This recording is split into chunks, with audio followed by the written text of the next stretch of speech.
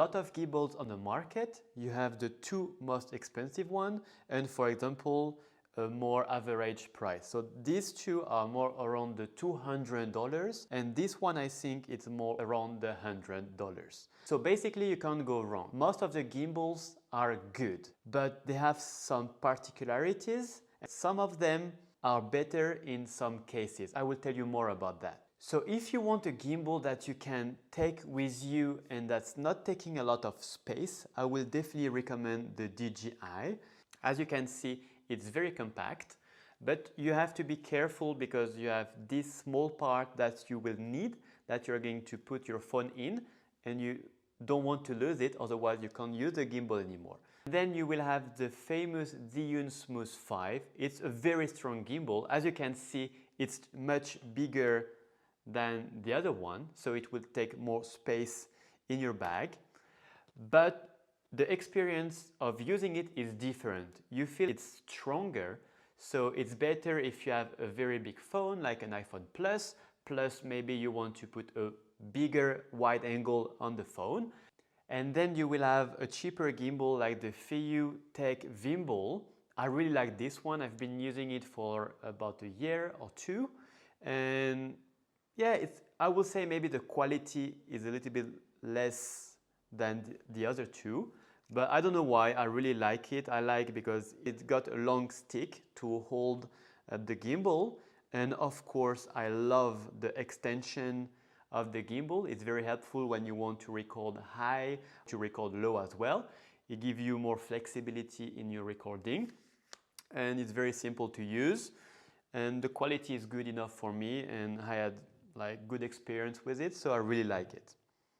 So like I was saying, basically you can't go wrong with the gimbal that you are going to order, because the thing we want to use the gimbal for is for stabilization. So we don't care so much about all the functionality that you can find on each gimbal. We just want the stabilization that's giving all of them perfectly. And basically when you're going to use one of these gimbals, they all have that sort of joystick that you can use to move the camera. But I will recommend to not use it because it's not easy to make a smooth movement and to be precise with this part. So we will use more, and I will show you how in the second part, how to use your arm to move instead of the joystick. It's very important. Otherwise, you might not do very good shots because you don't control this part very well.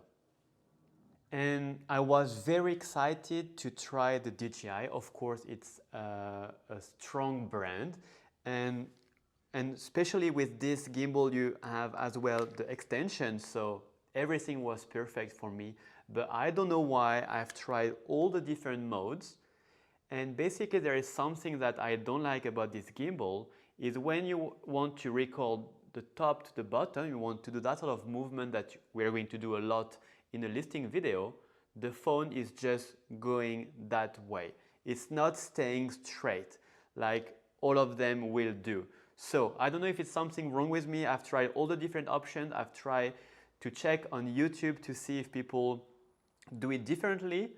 I was very excited to try it, but now I'm a bit disappointed because I can't record the listing video like I want to. And when you are going to buy a gimbal, some of them are coming as a package, and I will recommend to purchase a case like this, a protection, because it will look more professional the day you are going to record it in front of your client. It's not only like a gimbal coming like this, it would be like more professional to have